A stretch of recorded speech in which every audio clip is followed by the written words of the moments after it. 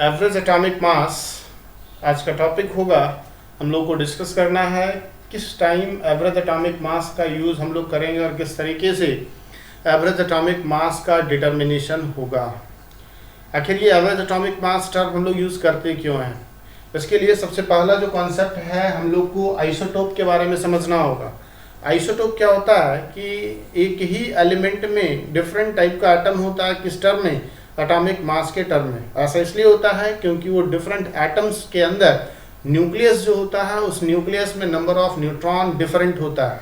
Number of neutron different होने की वजह से उस एलिमेंट के अंदर जो डिफरेंट एटम्स दिख रहा है, उसका एटॉमिक मास भी क्या हो जाता है? डिफरेंट। अब एटॉमिक मास डिफरेंट होता है तो फिर हम किस एटॉमिक मास का यूज़ करें कैलकुलेशन के बाद, ये एक कन्फ्यूज़न क्रिएट करता है, जिसके वजह से हम लोग एवरेज एटॉमिक मास टर्म को इंट्रोड्यूस करते हैं। तो जितना भी कैलकुलेशन होता है मॉलिक्यूलर मास में, हम लोग एवरेज एटॉमिक मास का ही यूज़ करते हैं। और यहाँ पे हम लोग आज के लेक्चर में ये देखेंगे कि एवरेज एटॉमिक मास को कैसे बहुत ही सिंपल तरीके से डिटरमाइन कर पाते हैं। ध्यान रहे, एवरेज एटॉमिक मास को डिटरमाइन करने के लिए हम लोग के पास इंफॉर्मेशन होना चाहिए कि अगर वो अर्थ के सरफेस पे अवेलेबल है डिफरेंट आइसोटोप, तो उसका परसेंटेज एबंडेंस कितना है या उसका कितना फ्रैक्शन इस अर्थ के सरफेस पे प्रेजेंट है। उस परसेंटेज के बेसिस पे हम लोग उस एलिमेंट का एवरेज एटॉमिक मास डिटरमाइन कर पाते हैं। एक एग्जांपल से समझे, क्लोरीन का एवरेज एटॉमिक मास या क्लोरीन का एटॉमिक मास सिंपली जब हम लोग कैलकुलेशन में यूज़ करते हैं वो होता है 35.5, जबकि क्लोरीन दो आइसोटोपिक फॉर्म में एग्जिस्ट करता है, एक Cl35 तो दूसरा Cl37। Chlorine 35 and chlorine 37। हम लोग ना तो क्लोरीन 35 यूज़ कर रहे हैं कैलकुलेशन में और ना ही क्लोरीन 37, इसके जगह पे 35.5। आखिर ये 35.5 क्यों आया? तो ये डिपेंड कर रहा है कि क्लोरीन 35 नेचर में कितना परसेंट अवेलेबल है और क्लोरीन 37 नेचर में कितना परसेंट अवेलेबल है। इसके बेसिस पे हम लोग ये डिटरमाइन करते हैं। तो सबसे पहला चीज़ हम लोग जो लिखने जा रहे हैं वो है आइसोटोप। आइसोटोप जो वर्ड बना, आइसो मीन्स होता है सेम, टॉप मीन्स होता है पोजीशन। तो इसको हम बोलेंगे atoms of same element, atoms of same element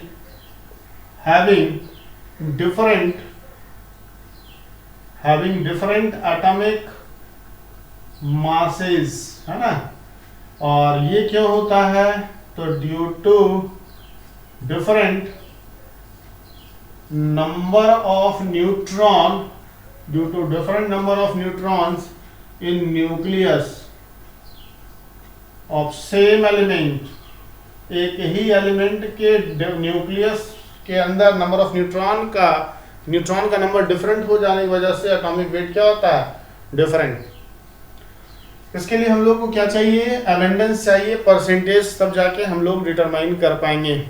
जैसे अगर बात करें क्लोरीन का, तो क्लोरीन Cl35 में भी और क्लोरीन Cl37 में भी। कार्बन का बात करें तो कार्बन 12 होता है, कार्बन 13 होता है, कार्बन 14 भी होता है। इस तरीके से ये डिफरेंट आइसोटोपिक फॉर्म में एग्जिस्ट करता है। लेकिन कैलकुलेशन के वक्त हम लोग क्या यूज़ करेंगे? कैलकुलेशन के वक्त हम लोग यूज़ करेंगे एवरेज एटॉमिक मास। तो किस तरीके से एवरेज एटॉमिक मास डिटरमाइन करेंगे, इस चीज़ को ध्यान से देखा जाए। Average atomic mass AAM, average atomic mass is AAM, summation of percentage abundance upon 100 into क्या लिखेंगे? Atomic mass. या फिर average atomic mass is equals to हम लोग लिख सकते हैं summation fraction into atomic mass. इस दोनों फार्मूला का हम लोग यूज करते हुए फाइंड आउट कर पाएंगे एवरेज एटॉमिक मास। और वही एवरेज एटॉमिक मास कहीं ना कहीं हम लोग डिफरेंट कैलकुलेशंस में यूज करते हैं। कभी कभी इससे भी एक क्वेश्चन आ जाता है। ठीक है, तो इस पे बेस्ड कुछ क्वेश्चन हम लोग देख लें। क्वेश्चन कह रहा है, सबसे पहले सबसे सिंपल क्वेश्चन से स्टार्ट करते हैं कि क्लोरीन मेरे पास जो है वो दो आइसोटोपिक फॉर्म में है, एक है Cl35 और दूसरा है Cl37। इसका जो परसेंटेज अबंडेंस है नेचर में वो है 75% और इसका है रेस्ट 25%। एवरेज एटॉमिक मास क्लोरीन का हमको बताना है। Information for chlorine on the surface of earth or into the surface of earth is given chlorine having atomic mass 35 is 75% abundance and 37 having 25% abundance.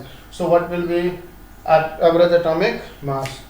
तो एवरेज एटॉमिक मास chlorine का अगर हम लिखें तो लिखेंगे पहले इसका परसेंटेज कितना अबंडेंस है 75, इसकी जगह पे 75 अपॉन क्या लिखेंगे 100 इंटू क्लोरीन 35 है तो 35 है ना। तो ये हो गया क्या परसेंटेज अबंडेंस ऑफ Cl35, ये 100 फार्मूला में है ही, और ये उस क्लोरीन का एटॉमिक मास है जिसका परसेंटेज कितना है 75। और समेशन का मतलब क्या हुआ, ऐसे ऐसे टर्म को ऐड करते चले जाना है।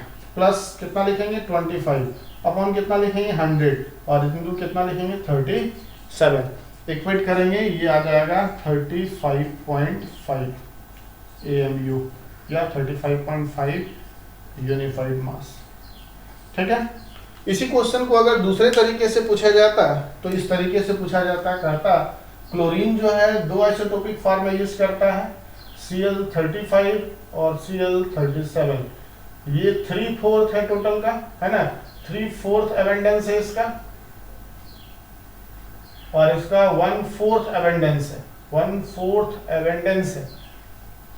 एवरेज एटॉमिक मास बताना है ना, एवरेज एटॉमिक मास को बताना है कि एवरेज एटॉमिक मास क्या हो जाएगा।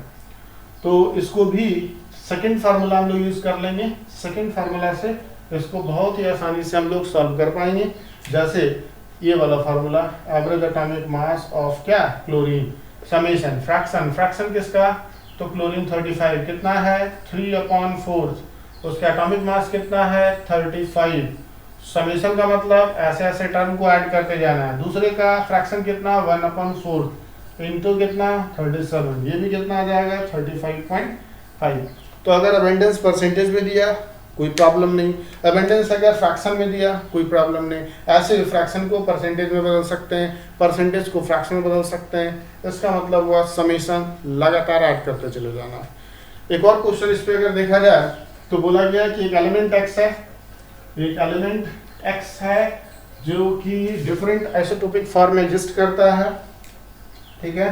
क्वेश्चन थर्ड जो है एक एलिमेंट x है जिसका 3 आइसोटोप है, जिसका कितना आइसोटोप है 3 आइसोटोप है, एक है X30, दूसरा है X32 और तीसरा है X34। इसका जो परसेंटेज दिया हुआ है वो है 20%, इसका परसेंटेज दिया हुआ है 40% और इसका परसेंटेज दिया हुआ है रेस्ट दैट इज, है ना, इसका कर दे रहे 50% और इसका दिया हुआ 30%। बोला गया एवरेज एटॉमिक मास x का फाइंड आउट करना है। बहुत ही सिंपल तरीके से हम लोग करेंगे। Average atomic mass is equals to, बताइए इसका परसेंटेज अबंडेंस 20 अपॉन क्या करेंगे 100, इसका एटॉमिक मास कितना 30 प्लस इसका परसेंटेज अबंडेंस 50 अपॉन क्या होगा 100 इंटू क्या हो जाएगा 32 प्लस परसेंटेज अबंडेंस थर्ड का कितना हो गया 30 अपॉन कितना 100, इसका एटॉमिक मास कितना 34। जस्ट इसको सॉल्व करेंगे आंसर आएगा, इसको तुरंत सॉल्व करेंगे और तुरंत हम लोग को आंसर मिल जाएगा। तो काफ़ी सिंपल है, इसका मतलब समेशन है, लगातार ऐड करते चले जाएंगे। एक और क्वेश्चन कर लेते हैं। इस बार क्वेश्चन थोड़ा जस्ट रिवर्स होगा पिछले 3 क्वेश्चन के रिस्पेक्ट में। इस बार एक एलिमेंट का इंफॉर्मेशन दिया, वो ई है। एक एलिमेंट क्या है ई, और ये एलिमेंट 2 आइसोटोपिक फॉर्म में एग्जिस्ट करता है ना। इसका एवरेज एटॉमिक मास दिया हुआ है और एवरेज एटॉमिक मास दिया हुआ है 24.2, एवरेज एटॉमिक मास दिया हुआ है 24.2 और ये जो दिया हुआ है 2 आइसोटोप जो है इसका एक का मास है आपका 24 और दूसरे का मास है 26, है ना। तो बोला गया कि परसेंटेज अबंडेंस कितना होगा, परसेंटेज अबंडेंस इस अर्थ पे क्या होगा। ध्यान से जो नेक्स्ट क्वेश्चन 4th क्वेश्चन मेरा है वो ये कह रहा है कि एक एलिमेंट ई है जिसका एवरेज एटॉमिक मास है 24.2, एलिमेंट ई का 2 आइसोटोप है, एक का मास 24 दूसरे का 26, और बताना है कि इस दोनों का अबंडेंस नेचर में क्या होगा, इस दोनों का अबंडेंस नेचर में क्या होगा।